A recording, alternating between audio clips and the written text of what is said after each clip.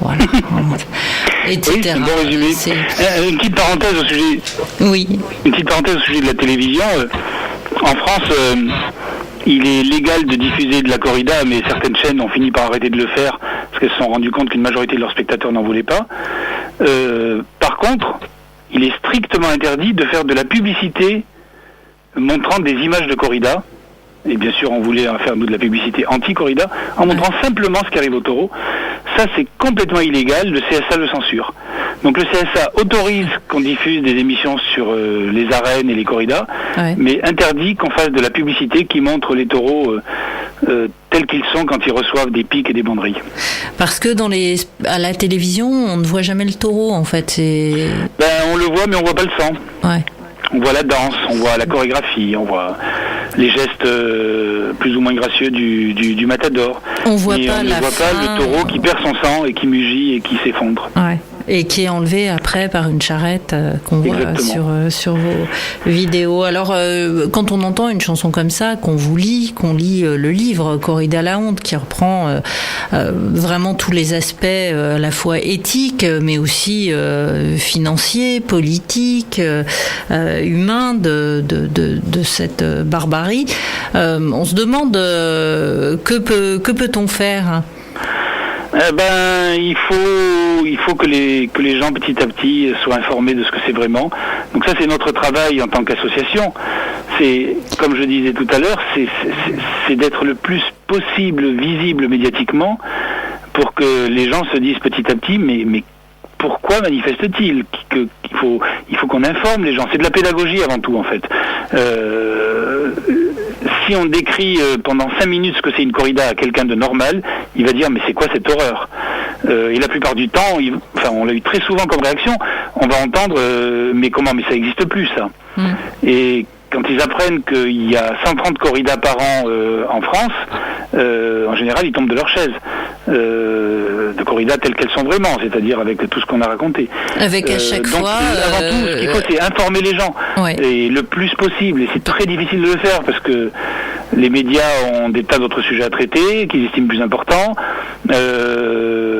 Et on entend même de temps en temps, mais attendez, vous êtes en train de nous parler du sort de 700 taureaux, à côté du sort de millions d'animaux qu'on mange. Oui, mais vous parlez pas non plus des animaux qu'on mange. Enfin bon. Et la question n'est pas tellement quel est le nombre de taureaux qui succombent à ce genre de pratique. La question, elle est purement éthique. C'est est-ce qu'on veut d'un monde où un spectacle de torture est légal ?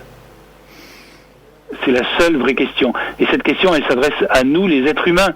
À la limite, bien sûr que ce qu'on veut avant tout, c'est sauver les taureaux, mais il y a une vraie question de fond à se poser à nous, les êtres humains. Comment peut-on tolérer qu'il existe encore des spectacles de torture autorisés ? Et oui, et alors justement, nous, on ne conçoit pas... C'est vrai, on n'est pas du tout, comme vous le disiez tout à l'heure, toutes les arènes où avaient lieu des spectacles de corrida qui par la suite ont été interdits, ont été détruites. On n'est plus du tout en contact avec ce monde de la tauromachie. Dans le sud, ça doit être plus difficile. Il y a quand même les arènes à Nîmes. La tauromachie est très présente parce qu'il y a l'histoire, des lieux les férias et tout ça.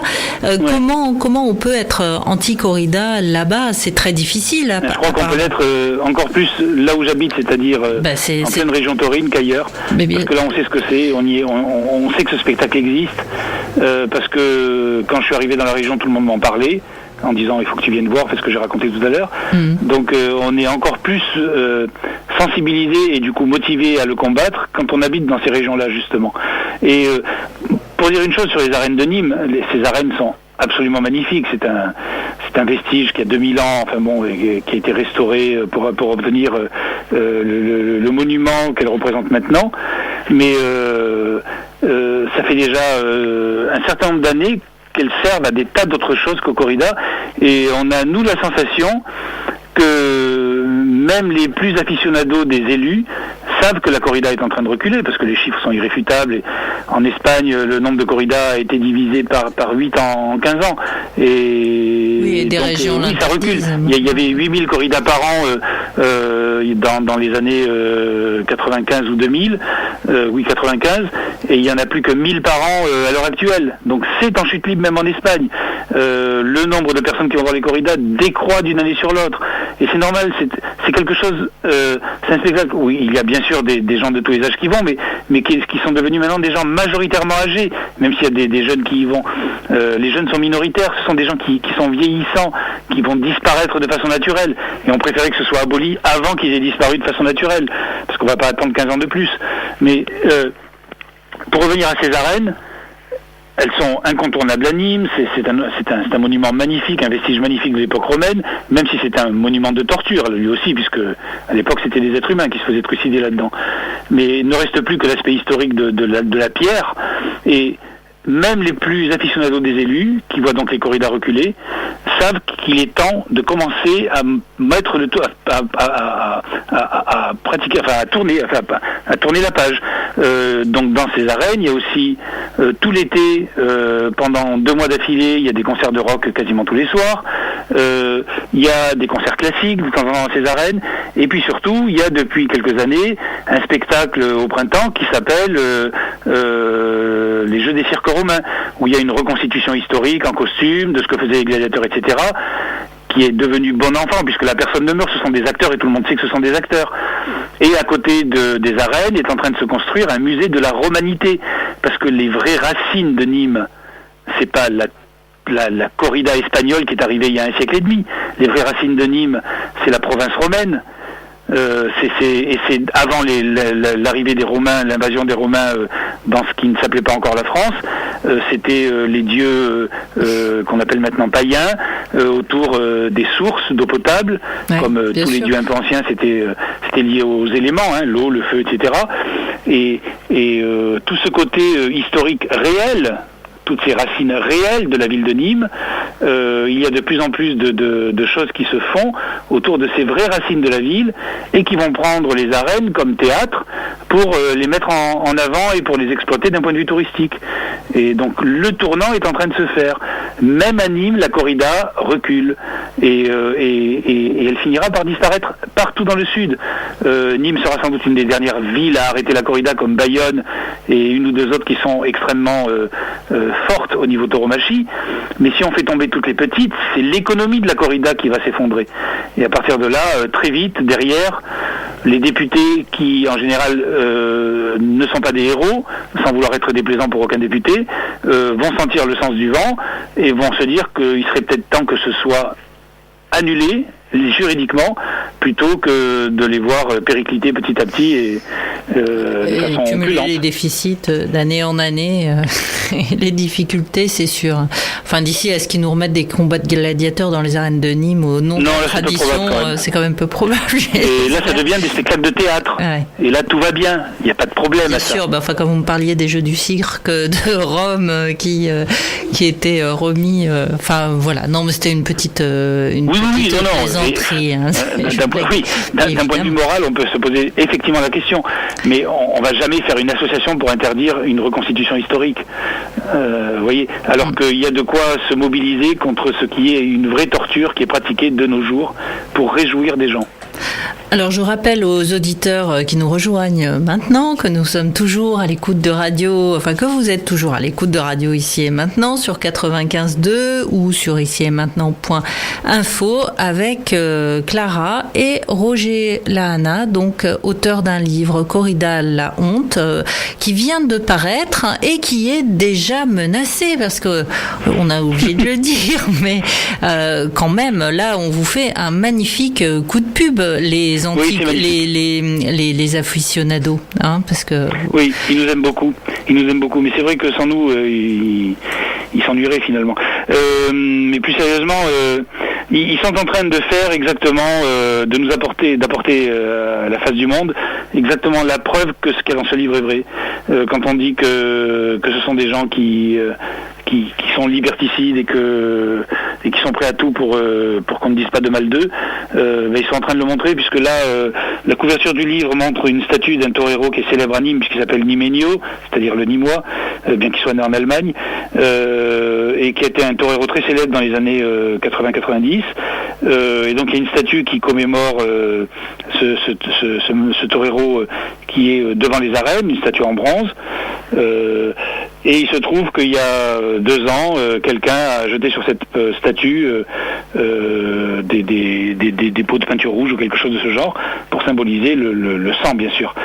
Et ça s'est produit probablement pendant la nuit. On a appris au petit matin sur Facebook que la statue avait été souillée par de la peinture. Mon épouse, qui passait par là et qui se trouvait être mon éditrice, a décidé de faire un petit détour par les arènes pour prendre une photo.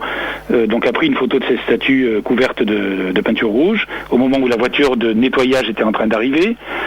Et quand j'ai eu l'idée de faire ce livre beaucoup plus tard, donc ça n'a aucun lien avec cet événement-là qu'à l'époque on avait regardé comme n'importe qui avait d'ailleurs été publié dans le Midi Libre, avec une photo quasiment identique. Au moment d'arriver à la fin du livre, c'est-à-dire qu'est-ce qu'on met en couverture, elle s'est dit, tiens, au fait, j'ai quoi comme photo autour des arènes? Et elle est retombée sur cette photo, elle l'a recadrée plus serrée, elle l'a assombrie, elle en a fait une vraie belle photo, et c'est devenu la couverture du livre. Et on s'est dit, c'est une couverture parfaite, puisque ça montre un torero, donc on sait que ça va parler de corrida, qu'il est taché de peinture rouge, donc on sait que ça va parler d'anti-corrida. Et donc c'est exactement ce à quoi sert la couverture d'un livre, à dire en une seule image qu'est-ce qu'on va trouver dans le livre. Et la sculptrice qui a fait cette statue au début des années 90, cette statue qui a été achetée par la mairie et qui est sur la voie publique depuis 1994, a décidé de porter plainte contre la couverture et a demandé le retrait de la couverture parce qu'elle avait peur que du coup on prenne cette statue souillée par la peinture rouge comme un symbole de la lutte anti-corrida. Donc déjà, c'est assez curieux comme réaction de se dire qu'une dégradation qui s'est produite en 2012 et qui a duré quelques heures va devenir un symbole en 2014 de quoi que ce soit. Parce que si on avait voulu en faire un symbole, on l'aurait fait en 2012. Ça n'a jamais été un symbole de rien du tout. On a déjà d'autres symboles. Elle est très gentille, mais on n'a pas besoin d'elle. Et c'est juste une couverture de livre. C'est juste symbolique. Et en plus, c'est pas un trucage qu'on a fait sur sa statue pour la salir. C'est un fait qui s'est produit sur la voie publique et qu'on a pris en photo. Donc, on verra juridiquement si on a raison ou tort en disant qu'on a le droit de mettre cette photo en couverture, mais une chose est certaine, c'est que depuis qu'elle a porté plainte contre nous, des tas de gens parlent de ce livre. Forcément. Forcément. Et ce livre s'appelant comme il s'appelle, c'est-à-dire Corrida la honte, les gens se disent, oula, si la seule chose qu'ils trouvent à interdire, c'est la couverture et pas l'intérieur, oui. C'est pas très bon pour eux. C'est pas très bon pour eux. Et l'intérieur, bien sûr qu'ils peuvent essayer de le contester, mais l'intérieur, les faits les plus marquants de ce qu'il y a à l'intérieur de ce livre ont été publiés sur un blog, ont été là sur la place publique depuis des mois, voire des années, pour certains des faits qui sont rapportés, et n'ont jamais été attaqués en diffamation. Absolument jamais. Et en diffamation, pour attaquer, vous avez droit à 3 mois. Après, c'est prescrit. Donc, puisqu'aucun de ces faits qui sont dans le livre n'ont jamais été attaqués quand ils ont été rendus publics, le contenu de ce livre m'a l'air très difficilement attaquable. Et donc la seule chose qui pouvait attaquer, c'est la couverture. Et je vais vous dire, le procès qui va se tenir dans quelques jours, de 2 choses l'une. Ou ils nous donnent raison et la couverture ne change pas, et ils seront ridicules, ou ils nous donnent tort, le juge, et il faudra qu'on change la couverture, mais on se fera un plaisir d'en faire une qui est encore plus pénible pour eux et qu'ils ne pourront pas interdire. Mais oui, donc dans tous les cas on gagne, parce que dans tous les cas ils font parler eux de ce livre. Et alors qu'ils auraient dû faire pour qu'on n'en parle pas. Oui, excusez-moi Roger, mais c'est difficile de vous poser des questions. Vous êtes très bavard et c'est pas toujours évident.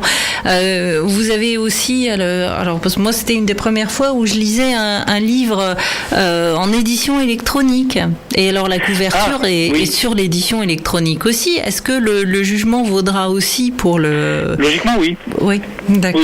Oui. Mais en édition électronique c'est encore plus simple de changer une couverture. Ça c'est clair, quand c'est papier. Mais enfin, vous pouvez toujours coller un truc sur la couverture, non Non, en l'occurrence, les techniques d'impression maintenant dans les imprimeries professionnelles, c'est ce qu'on appelle de l'impression numérique.